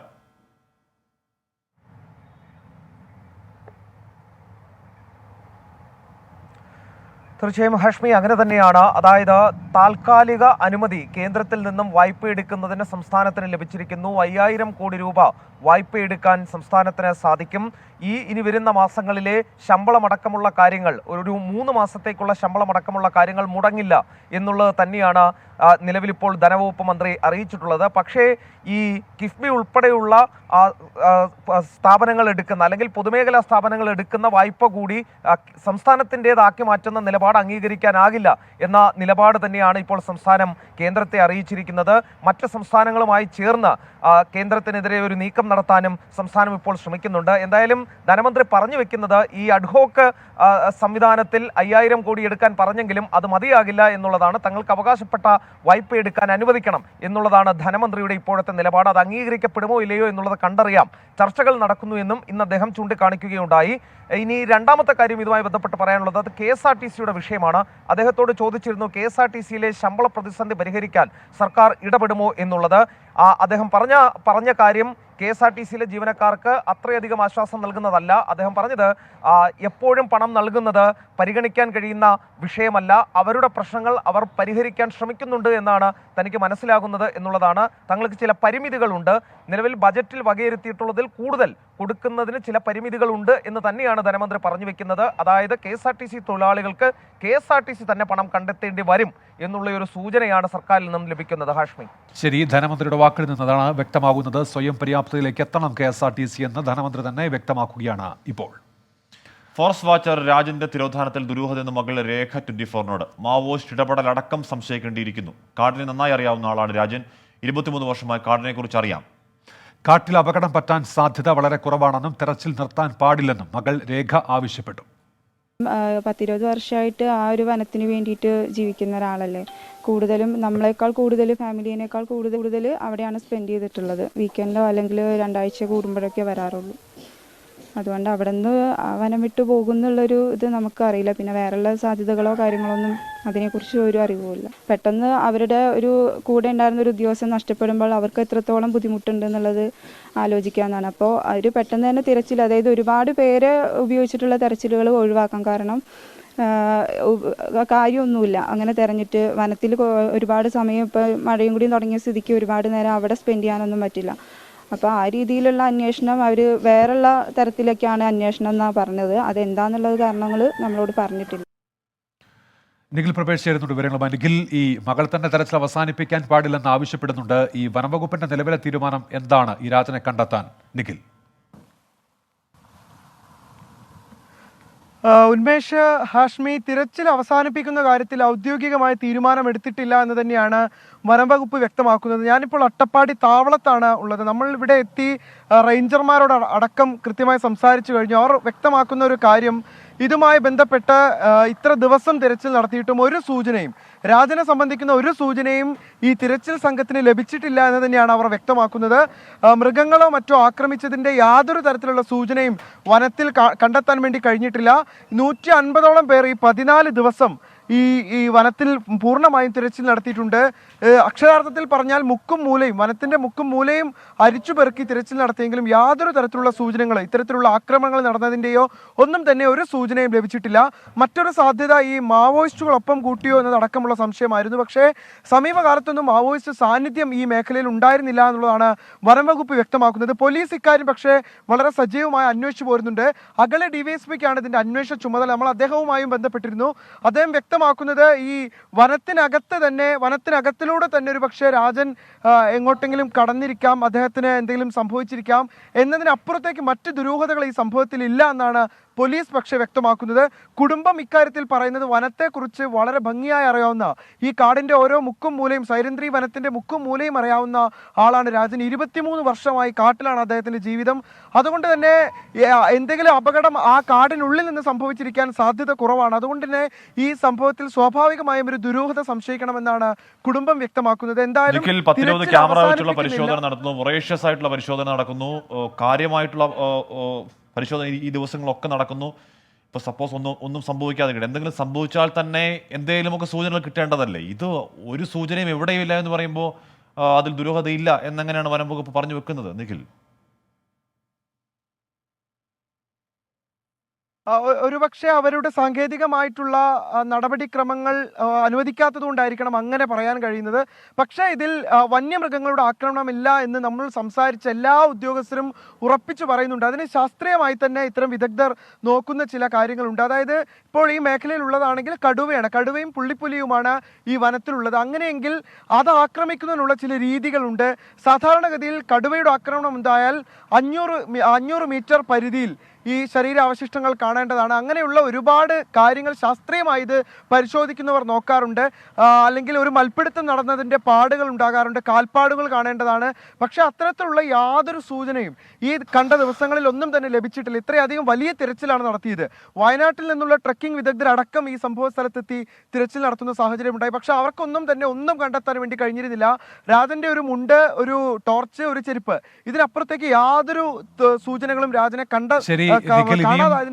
ഇതുമായി ബന്ധപ്പെട്ട കൃത്യമായ വിവരങ്ങൾ ലഭിക്കേണ്ടതുണ്ട്. ഔദ്യോഗികമായി തെരച്ചിൽ അവസാനിപ്പിക്കുന്നു എന്ന് വനം വകുപ്പ് ഇതുവരെ അറിയിക്കുകയും ചെയ്തിട്ടില്ല. അങ്ങനെ അവസാനിപ്പിക്കരുത് എന്നാണ് രാജന്റെ മകൾ രേഖ ആവശ്യം മുന്നോട്ട് വെക്കുന്നത്. ബുദ്ധപൂർണിമ ദിനത്തിൽ ബുദ്ധന്റെ ജന്മസ്ഥലമായ ലുംബിനി സന്ദർശിച്ച പ്രധാനമന്ത്രി നരേന്ദ്രമോദി, മായാദേവി ക്ഷേത്രം സന്ദർശിച്ച പ്രധാനമന്ത്രി അശോക ചക്രവർത്തി പണികഴിപ്പിച്ചതെന്ന് കരുതുന്ന അശോക സ്തംഭത്തിന് മുന്നിൽ ദീപം തെളിച്ചു. ഇന്ത്യയുടെ ധനസഹായത്തോടെ നിർമ്മിക്കുന്ന ബുദ്ധ സാംസ്കാരിക പൈതൃക കേന്ദ്രത്തിന് തറക്കല്ലിട്ടു. ബുദ്ധ പൂർണ്ണിമ ദിനത്തിൽ നേപ്പാളിലെ മികച്ച ജനതയ്ക്കൊപ്പം ചേരാനായതിൽ സന്തോഷമുണ്ടെന്ന് പ്രധാനമന്ത്രി പറഞ്ഞു. നേപ്പാൾ പ്രധാനമന്ത്രി ഷേർ ബഹാദൂർ ദബയുമായി കൂടിക്കാഴ്ച നടത്തിയ പ്രധാനമന്ത്രി അടുത്തിടെ ഒപ്പുവെച്ച ഉഭയകക്ഷി കരാറുകൾ സംബന്ധിച്ച് അവലോകനം നടത്തി. MP പ്രദീപ് കുമാറാണ് വിവരങ്ങളുമായി ഡൽഹിയിൽ ചേരുന്നത്. പ്രദീപ്, ഈ വൈദ്യുത മേഖലകളിലടക്കം കൂടുതൽ സഹകരണത്തിന് ചർച്ച നടന്നോ? എന്തെങ്കിലും ധാരണയുണ്ടായോ? ഹാഷ്മി, ഉന്മേഷ്, ഈ വൈദ്യുതി, ഊർജ, ഈ പറഞ്ഞതുപോലെ ജലവൈദ്യുതി, അതുപോലെ തന്നെ വികസനം തുടങ്ങിയ കാര്യങ്ങളിലടക്കം ഉള്ള മേഖലകളിലെ പരസ്പര സഹകരണം, അതുമായി ബന്ധപ്പെട്ട വളരെ കൃത്യമായ ചില മുൻധാരണകളും അതുപോലെ തന്നെ കരാറുകളും എല്ലാം തന്നെ നിലവിലുണ്ട്. അതുകൊണ്ട് തന്നെ അക്കാര്യത്തിൽ, അതായത് നിലവിലുള്ള കരാറുകളുമായി ബന്ധപ്പെട്ട കാര്യത്തിൽ അവലോകനം നടന്നു. മാത്രമല്ല ഇനി പരസ്പരം സഹകരിക്കേണ്ടത്, പ്രത്യേകിച്ച് ഈ ഒരു മേഖലകളിലെല്ലാം തന്നെ പരസ്പര സഹകരണം അത് വർദ്ധിപ്പിക്കേണ്ടതിൻ്റെ ആവശ്യകത ഇരു രാജ്യങ്ങളും എടുത്തു തന്നെ പറഞ്ഞിട്ടുണ്ട്. അതുകൊണ്ട് തന്നെ കൂടുതൽ മേഖലകളിൽ കൂടി ഈ ഒരു സഹകരണം വർദ്ധിപ്പിക്കാനാണ് ഇപ്പോൾ ഇരു രാജ്യങ്ങളുടെയും തീരുമാനം. എന്തായാലും ഇന്ന് പ്രധാനമന്ത്രി നരേന്ദ്രമോദി രാവിലെ 10:30 ലുംബിനിയിലെത്തുന്നു. നമുക്കറിയാം, ലുംബിനിയിലെത്തുന്ന ആദ്യ ഇന്ത്യൻ പ്രധാനമന്ത്രിയാണ് നരേന്ദ്രമോദി. എന്തായാലും അതിനുശേഷം അദ്ദേഹം ഈ ബുദ്ധൻ്റെ ജന്മസ്ഥലം കുടികൊള്ളുന്ന, അല്ലെങ്കിൽ അത് നിലനിൽക്കുന്ന ഈ മായാദേവി ക്ഷേത്രത്തിൽ എത്തുകയാണ്. അതിനുശേഷം അവിടെ സന്യാസിമാരുമായി ചർച്ച ചെയ്തു, അവിടെ അവരുമായി പ്രാർത്ഥനയിൽ പങ്കുകൊണ്ടു.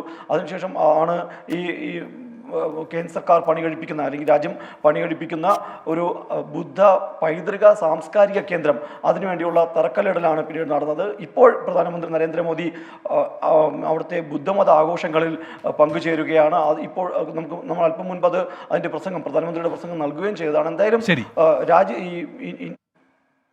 ശരി പ്രദീപ്, ഇപ്പോൾ പ്രധാനമന്ത്രി ബുദ്ധ ദിനാഘോഷത്തിന്റെ ഭാഗമായുള്ള ചടങ്ങിൽ അഭിസംബോധന ചെയ്ത് സംസാരിക്കുകയായിരുന്നു. ബി പ്രദീപ് കുമാറാണ് വിവരങ്ങൾ നൽകിയത്. കോഴിക്കോട് നടക്കാവിലെ ബഹുനില കെട്ടിടത്തിന്റെ ഗോഡൌണിൽ തീപിടുത്തമുണ്ടായി. ഗൃഹോപകരണ സ്ഥാപനത്തിന്റെ കാർഡ്ബോർഡ് പെട്ടികൾ സൂക്ഷിച്ചിരുന്ന ഗോഡൌണിലാണ് തീപിടുത്തമുണ്ടായത്. ഫയർഫോഴ്സ് തീ അണയ്ക്കുകയാണ്. വിവരങ്ങളുമായി അർജുൻ മട്ടന്നൂർ ചേരുന്നു. അർജുൻ, വലിയ തീപിടുത്തമാണോ? തീ അണയ്ക്കാൻ കഴിഞ്ഞിട്ടുണ്ടോ? നിലവിൽ ആശങ്കപ്പെടേണ്ട സാഹചര്യമില്ല എന്നാണ് പോലീസും ഫയർഫോഴ്സ് ഉദ്യോഗസ്ഥരും അറിയിക്കുന്നത്. കോഴിക്കോട് നടക്കാവിലുള്ള ഗൃഹോപകരണ സ്ഥാപനത്തിന്റെ ഗോഡൌണിലാണ് തീപിടുത്തമുണ്ടായത്. ഏതാണ്ട് 2 മണിക്ക് ശേഷമാണ് ഈ തീപിടുത്തമുണ്ടായത് ശ്രദ്ധയിൽപ്പെടുന്നത്. താഴത്തെ നിലയിൽ നിന്ന് അനിയന്ത്രിതമായി പുക ഉയർന്നതോടെയാണ് സമീപവാസികൾ തീപിടുത്തത്തെ കുറിച്ച് അറിഞ്ഞത്. അത് ഉടൻ തന്നെ പോലീസിലും ഫയർഫോഴ്സിലും വിവരം അറിയിച്ചു. 4 യൂണിറ്റ് ഫയർഫോഴ്സ് എത്തിയാണ് തീ അണച്ചത്. തീ ഏതാണ്ട് നിയന്ത്രണ വിധേയമായിട്ടുണ്ട്. ഏതായാലും തൊട്ടടുത്ത് തന്നെ ഒരു ആശുപത്രി കെട്ടിടം പ്രവർത്തിക്കുന്നുണ്ട്. ഈ ആശുപത്രി കെട്ടിടത്തിലേക്ക് അടക്കം തീ പടരാതിരിക്കാനാണ് ഇപ്പോൾ ശ്രമിച്ചുകൊണ്ടിരിക്കുന്നത്. എന്തായാലും തീ നിയന്ത്രണ വിധേയമായി എന്നാണ് ഉദ്യോഗസ്ഥർ അറിയിക്കുന്നത്. ആശ്രയി ശരി, കോഴിക്കോട് നടക്കാവിലാണ് തീപിടുത്തമുണ്ടായിരിക്കുന്നത്. തീ ഇപ്പോൾ നിയന്ത്രണ വിധേയമാക്കാൻ കഴിഞ്ഞിട്ടുണ്ട്. ഫയർഫോഴ്സ് ഉദ്യോഗസ്ഥർ അവിടെ എത്തി തീ നിയന്ത്രണ വിധേയമാക്കാനുള്ള ശ്രമങ്ങൾ ഇപ്പോഴും നടത്തുന്നുവെന്നാണ് അർജുൻ മട്ടന്നൂർ റിപ്പോർട്ട് ചെയ്തത്. ന്യൂസ് ട്രാക്ക് പൂർണ്ണമാവും. ലോകത്തെവിടെയായാലും ഏത് സമയത്തും 24 വാർത്തകളും ഓഗ്മെന്റഡ് റിയാലിറ്റി പാക്കേജുകളും എക്സ്പ്ലെയിനറുകളും വിശദമായി കാണാൻ ഞങ്ങളുടെ യൂട്യൂബ് ചാനൽ നിങ്ങൾക്ക് സബ്സ്ക്രൈബ് ചെയ്യാം.